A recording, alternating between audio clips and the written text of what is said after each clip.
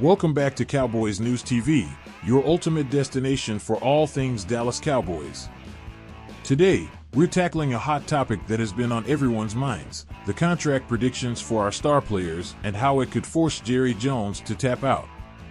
This is a crucial discussion as we approach the 2024 season, so make sure you stay tuned.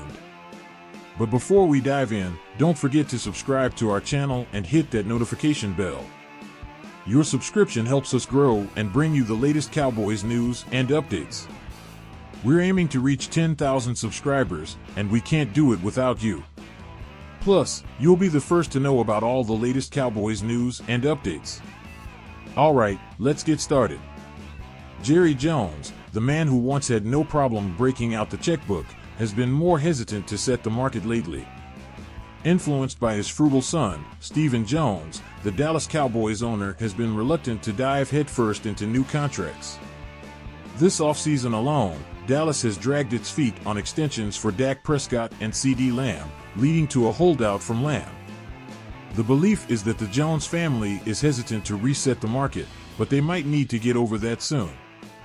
According to Maurice Moton of Bleacher Report, the Cowboys have 3 star players who can change the market for their positions. Let's break down these contract predictions and what they mean for the Cowboys. First up is Micah Parsons, who is remaining patient since he knows he's about to get paid.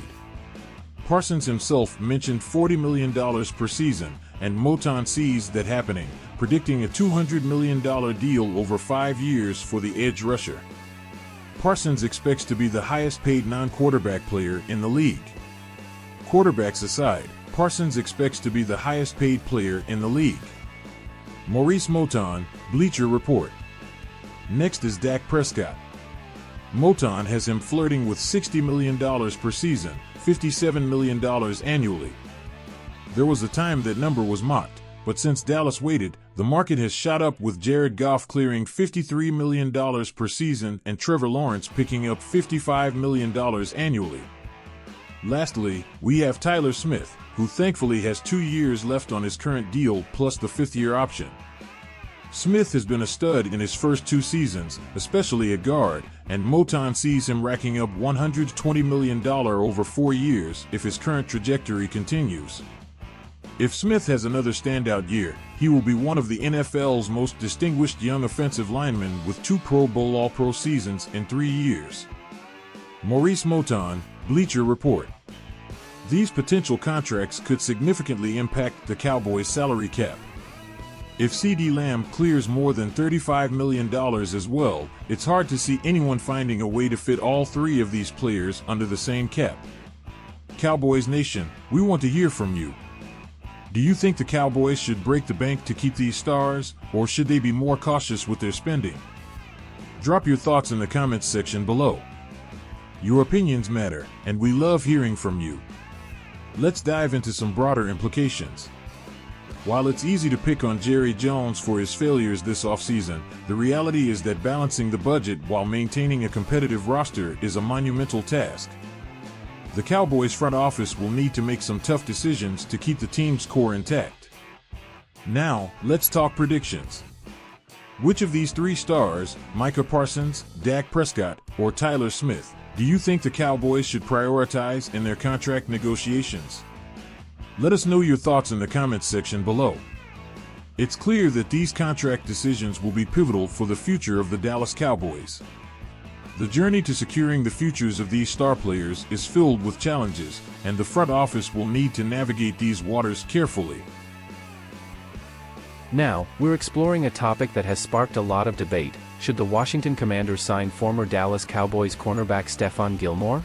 With the Commanders' defense struggling mightily last season, Gilmore's addition could be a game-changer. Let's dive in. But before we get started, don't forget to subscribe to our channel and hit that notification bell. Your subscription helps us grow and bring you the latest Cowboys news and updates.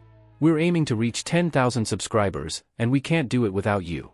Plus, you'll be the first to know about all the latest Cowboys news and updates. Alright, let's jump right in. The Washington Commanders had a near-historically bad defense last year, ranking near the bottom in almost every defensive statistic. Their cornerbacks are extremely young and inexperienced, and the secondary leaked like a sieve for most of the season. So why not bring in a veteran player to help the young guys along while also vastly improving the defense? Former Dallas Cowboys cornerback Stefon Gilmore is still available, and he could be the perfect fit for the Commanders. In a recent interview with Josina Anderson, Gilmore's frustration with still being unsigned was apparent. There are still some good corners and safeties out there like Justin Simmons and myself that are still not signed, Gilmore said. Honestly, I'm still being patient and staying ready until teams see what they have in training camp. This is an odd year.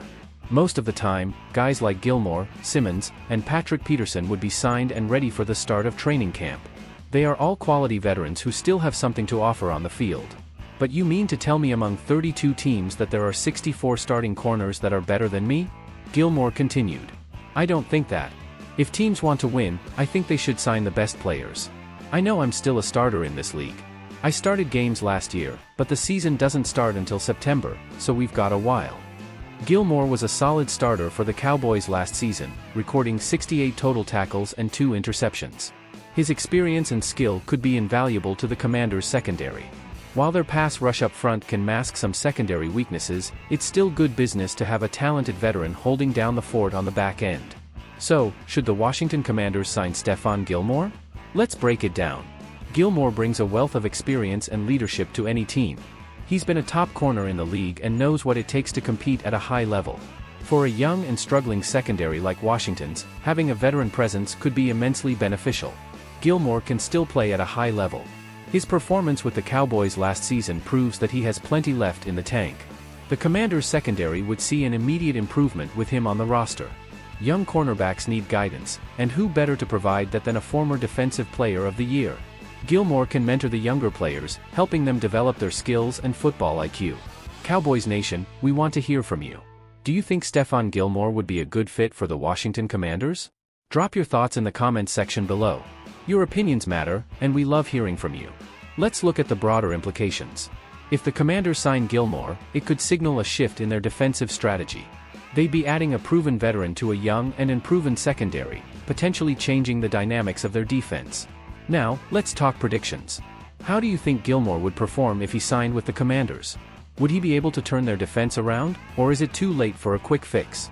Let us know your thoughts in the comments section below. As we wrap up, it's clear that signing Stefon Gilmore could be a significant move for the Washington Commanders. His experience, leadership, and skill set would undoubtedly bolster their defense. Whether they make the move or not remains to be seen, but it's a discussion worth having. Thank you for tuning into Cowboys News TV. Your support means the world to us, and we're grateful for every one of our viewers. Don't forget to like this video if you enjoyed it, subscribe to our channel, and hit that notification bell so you never miss an update.